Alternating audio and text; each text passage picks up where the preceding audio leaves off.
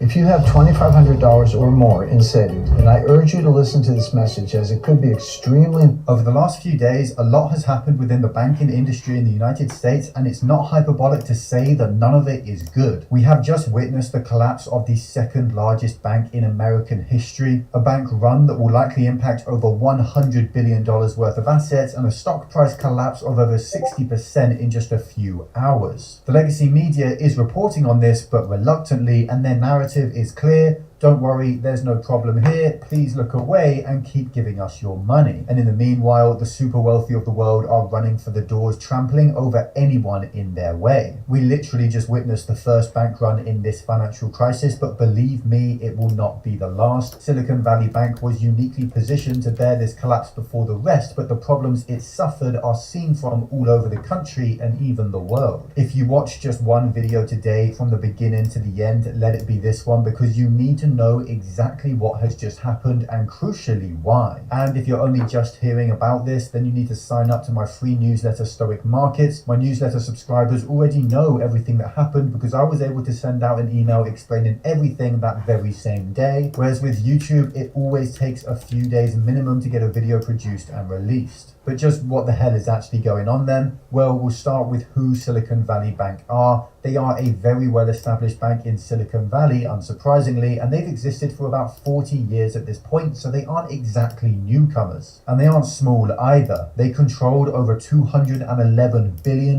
in assets, made an income of almost $2 billion a year, and the bank itself was valued at $16 billion.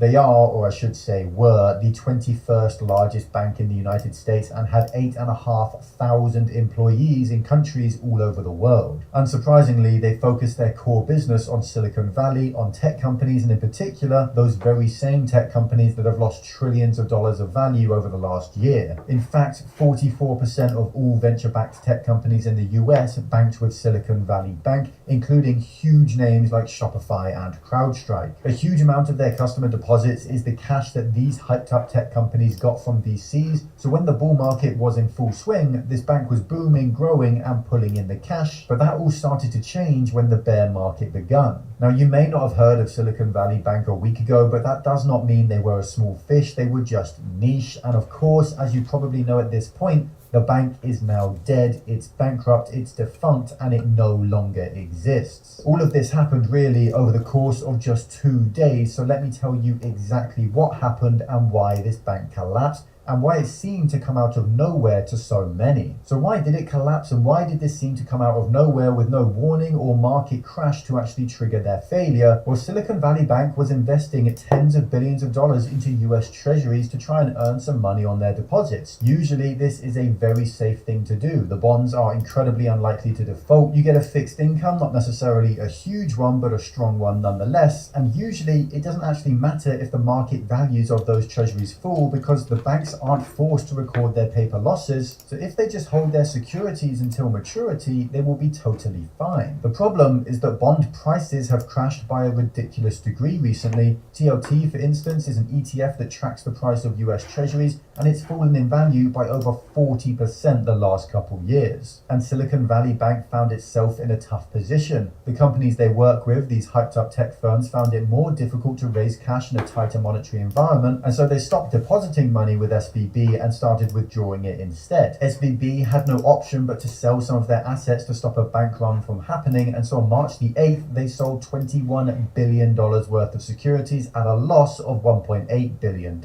They had to sell their assets at a loss, so suddenly those paper losses became very real. The bank also decided it needed more cash to ensure another problem like this wouldn't occur, so they decided to sell $2.25 billion worth of shares, but this was just too much for their investors to stomach. The writing was on the wall, and so these massive venture capital firms like the Founders Fund contacted all the tech companies that worked with them and SVB, and they told them to pull their money out. The bank run broke out in full swing, and every single depositor suddenly found themselves sprinting for the doors, desperate to get out first, but of course, this just made the problem so much worse. The market starts to hear about this, and investors of the bank itself pull their money out too, leading to the stock price of this $16 billion bank bank dropping by 60% in one single day. Just 12 hours later, and the bank realized it was all over. There was no point in even trying to raise more cash. It was dead, and US banking regulators knocked on the door and shut the entire thing down. And just like that, over the course of about one day, we witnessed the second largest bank run and bankruptcy of an American bank in history. Suddenly, though, people realized that SVB isn't the only bank in the world, and this bad news for one bank means there's likely bad news for others out there too. On the 9th of March, the day this really all kicked off, JP Morgan and Goldman Sachs lost 6% of their value, and Bank of America lost 7%, but the fear wasn't even just contained to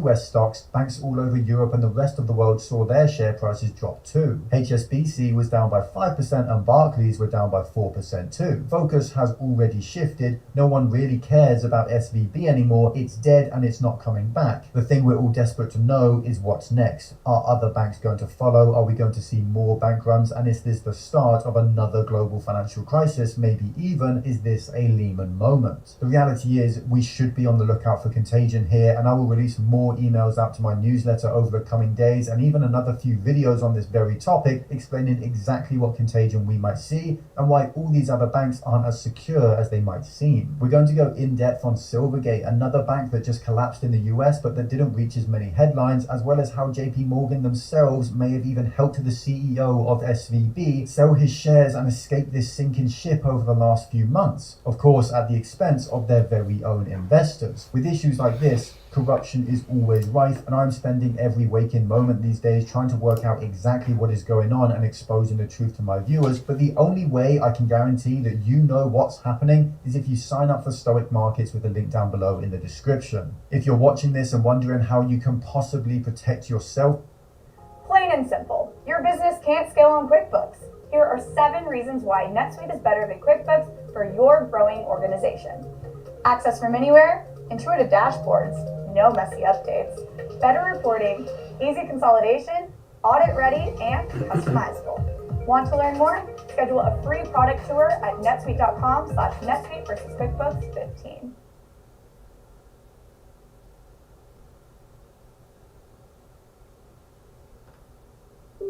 Don't buy solar panels. Seriously, there is a very good reason why we're saying this. If you're thinking about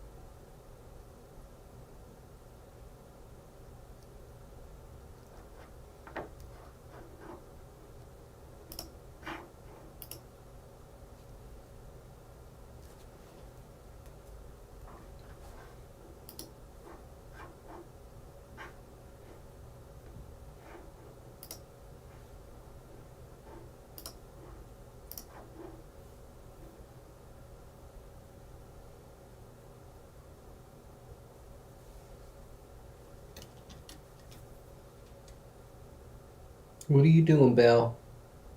Being a good bunny? You having a good day? I love you. Be good.